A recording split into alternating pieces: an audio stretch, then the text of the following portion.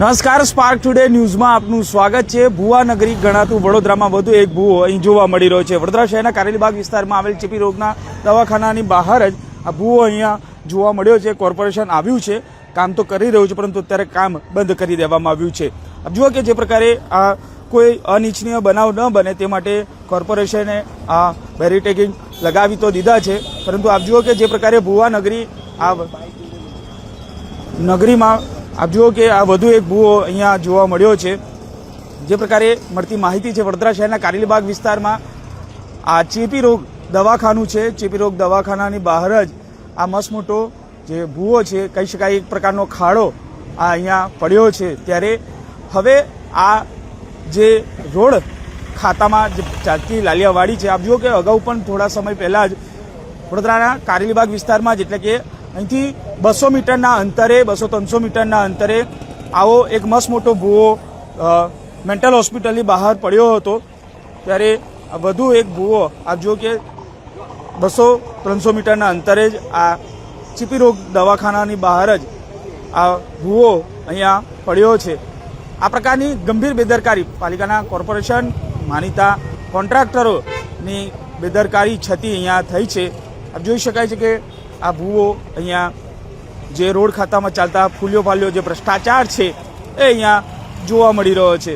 ખાસ કરીને વાત કરીએ તો જે પ્રકારે આ ભુવો અહીંયા જોવા મળી રહ્યો છે, આવા અનેક ભુવા હજુ તો વરસાદની શરૂઆત નથી થઈ, પહેલાં જ ઉનાળામાં આ પ્રકારના ભુવાઓ પડી રહ્યા છે। ત્યારે આ એક બેરીટેકિંગ લગાવીને માત્ર સંતોષ માણ્યો હોય તેવા અહીંયા સ્પષ્ટપણે દ્રશ્યો જોવા મળી રહ્યા છે। જો કે સામાજિક કાર્યકર અતુલ ગામેચી પણ અહીંયા પહોંચ્યા છે અને આ તેઓ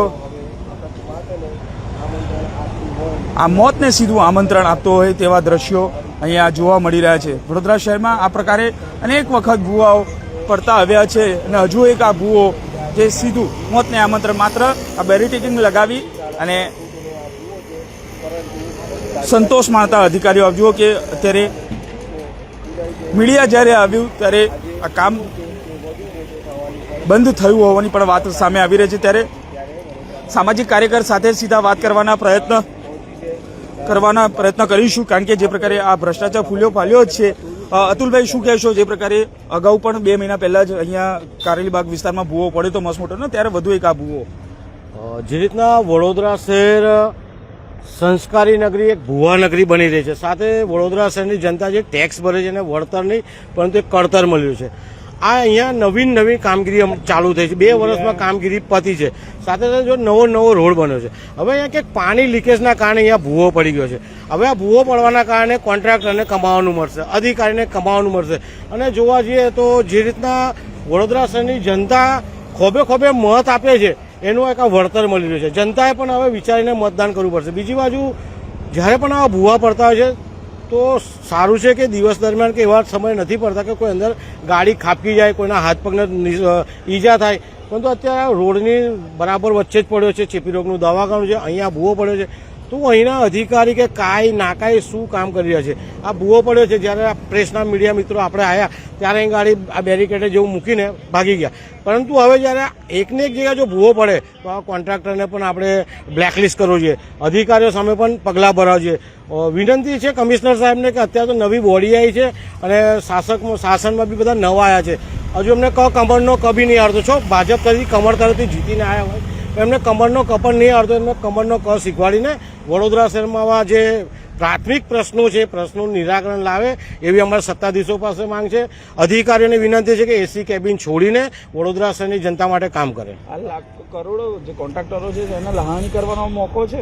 હા, જે રીતના એકને એક જગ્યાએ ભુવા પડતા હોય, વારંવાર ભુવા પડતા, આ નવી રોડ છે, હવે નવો રોડ ખોદી નાખ, ભુવો પડ્યો એટલે આ રોડ ખોદી નાખવાનો, એટલે રોડના કોન્ટ્રાક્ટરને બી ફાયદો કે મારી વેલિડિટી પતી ગઈ, પણ આ વેલિડિટી પતવાનું કારણ આ ભુવો પડવાનું કારણ વડોદરા મહાનગરપાલિકા, એનું કારણ કે પાણી લીકેજ કે ડ્રેનેજ લીકેજ, એટલે ક્યાંક ને ક્યાંક જે સર્કલ ચાલી રહ્યો છે બધાને કમાણી આમાં થઈ રહી છે।